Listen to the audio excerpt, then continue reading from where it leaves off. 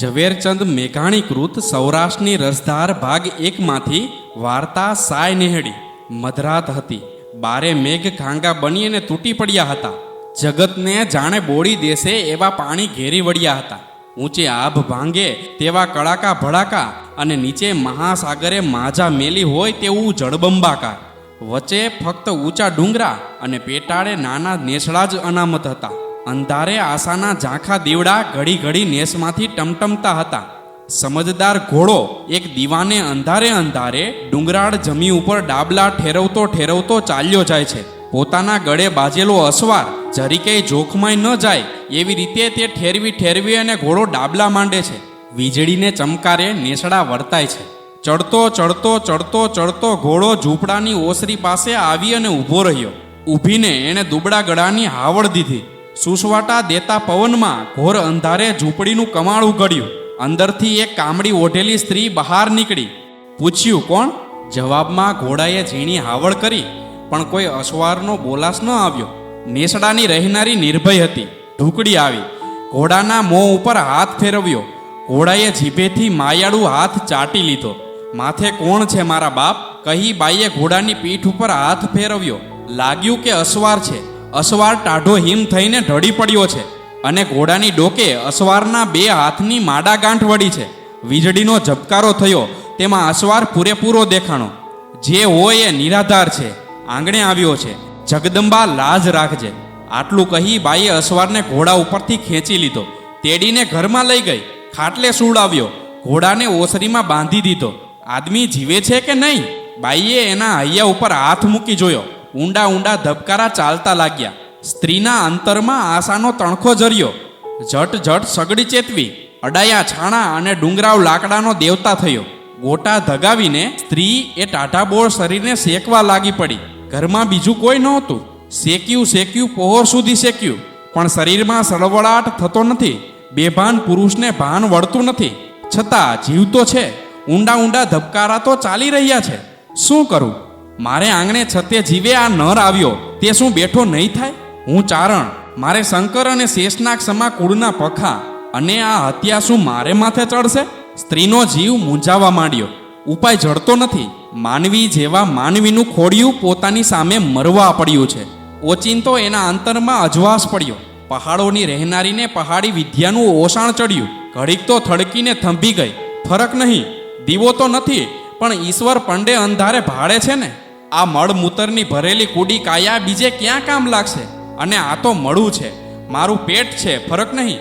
જુવાન ચારણીએ પોતાનું શરીર એક ઠરેલા ખોડિયા પડખે લાંબુ કર્યું. કામડીની સોળ તાણી લીધી.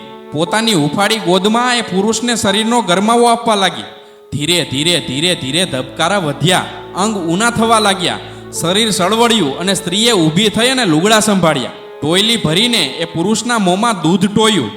પ્રભાતે પુરુષ બેઠો થયો. ચકડ વકડ ચારે બાજુ જોવા માંડ્યો. એણે પૂછ્યું, હું ક્યાં છું? તમે કોણ છો બોન? તું તારી ધર્મની બોનને ઘેરે છો બાપ. બીસમાં બાઈએ બધી વાત કહી. આદમી ઉઠી અને એના પગમાં પડી ગયો. બાઈએ પૂછ્યું, તું કોણ છો ભા? બોન, હું એભલવડો. એભલવડો? તળાજુ?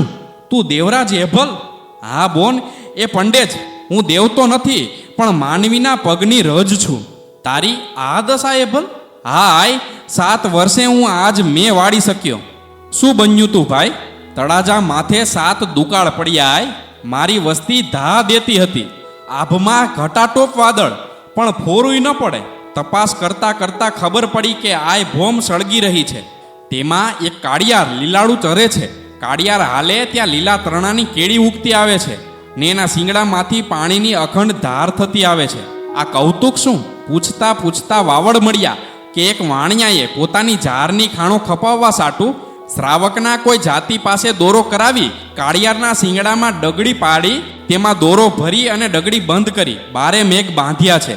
એ દોરો નીકળે ત્યારે જ મેં વરસે. સાંભળીને હું ચડ્યો બોન. જંગલમાં કાળિયારનો કેળો લીધો. આઘે આઘે નીકળી પડ્યો.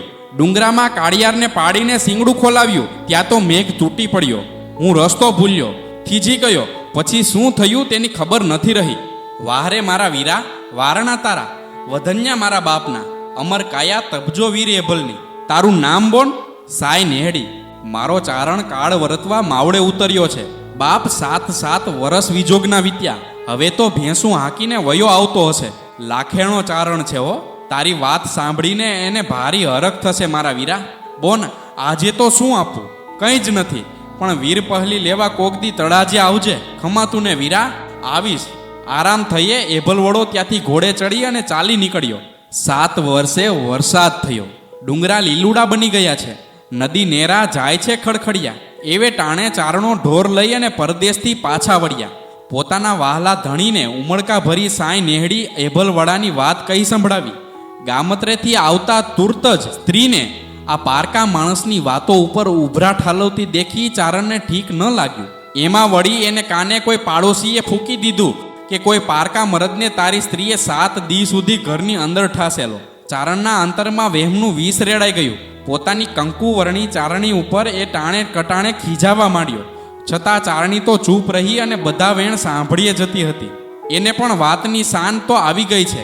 એક દિવસ ચારણ ગાય દોવે છે. ચારણીના હાથમાં વાછરું છે. અચાનક વાછડું ચારણીના હાથમાંથી વછૂટી ગાયના આવમાં પહોંચ્યું. ચારણ ખીજાયો. એની બધા દિવસની રીસ એ સમયે બહાર આવી.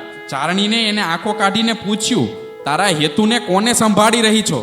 હાથમાં સેલાયું હતું. તે લઈને એણે સાઈના શરીર ઉપર કામરો પ્રહાર કર્યો. સારણીના વાહામાં ફટકો બોલ્યો. એનું મોં લાલચોળ બન્યું. થોડી વાર એ અબોલ ઊભી રહી, પણ પછી એનાથી સહેવાયું નહીં. દૂધના બોઘરામાંથી અંજળી ભરી આથમતા સૂરજ સમ્મુખ બોલી, હે સૂરજ, આજ સુધી તો ખમી ખાધું, પણ હવે બસ, હદ થઈ. જો હું પવિત્ર હોઉં તો એની ખાતરી કરાવો દાડા. એમ કહીને એણે ચારણ ઉપર અંજળી છાંટી. છાંટતા તો કોઈ સમ કરતા કોઈ અંગારા છાંટ્યા હોય તેમ ચારણને રોમે રોમે આગ લાગી અને ભંભોલા ઉઠ્યા. ભંભોલા ફૂટી અને પરું ટપકવા લાગ્યું. ચારણ બેસી ગયો. નેહડીના નેણા નીતરવા લાગ્યા. થોડા દિવસમાં તો ચારણનું શરીર સડી ગયું. લોહી શોષાઈ ગયું. આંસુ સારતી સારતી નેહડી એ ગંધાતા શરીરની ચાકરી કરે છે. આખરે એક દિવસ એ કંડિયામાં રૂનો પોલ કરી અંદર પોતાના સ્વામીના શરીરને સંતાડી કંડિયો માથા ઉપર ઉપાડી સતી નેહડી એકલી ચાલતી ચાલતી તળાજે પહોંચી. રાજા એભલને ખબર કહેવરાવ્યા. રાજાએ બહેનને ઓળખી.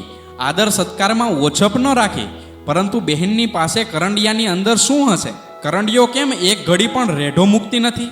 સાની માની ઓરડામાં બેસી કેમ ભોજન કરતી હશે? ઓરડાની અંદર એ ઝીણી ઝીણી વાતો કોની સાથે કરતી હશે? એવી અનેક શંકાઓ રાજાને પડી. એકાંતે જઈને એણે બહેનના મનની વાત પૂછી. બહેને કરંડિયો ખોલીને એ ગંધાતા ગેગી ગયેલા ચારણનું શરીર બતાવ્યું. એભલના મોંમાંથી નિશ્વાસ નીકળી ગયો. બોન, બાપ આ દશા? હા બાપ, મારા કરમ. ચારણીએ બધી વાત કહી સંભળાવી. હવે કઈ ઉપાય? તેટલા માટે જ તારી પાસે આવી છું. ફરમાવો.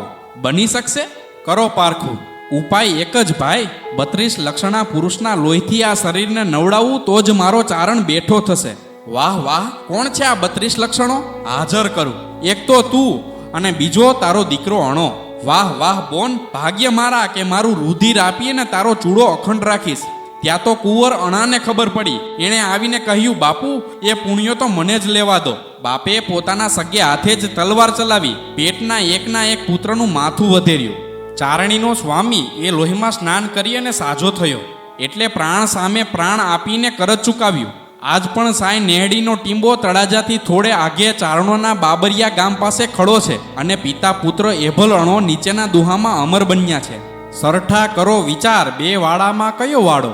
સરનો સોપણહાર કે વાઢણહાર વખાણીએ? હે સોરઠના માનવી, વિચાર તો કરો. આ એભલવડો અને અણોવડો બેમાંથી કોણ ચડે? કોના વખાણ કરીએ? પોતાનું શિર સોંપનાર બેટાના કે સગા દીકરાનું માથું સ્વહસ્તે વાઢી આપનાર બાપુના? આ વાર્તા સૌરાષ્ટ્રની રસધારા ભાગ 1માંથી ઝવેરચંદ મેઘાણી દ્વારા લખાયેલી છે. આ વાર્તાનું પઠન આપને કેવું લાગ્યું? આપનો પ્રતિભાવ અમારા કોમેન્ટ સેક્શનમાં ચોક્કસ જણાવજો.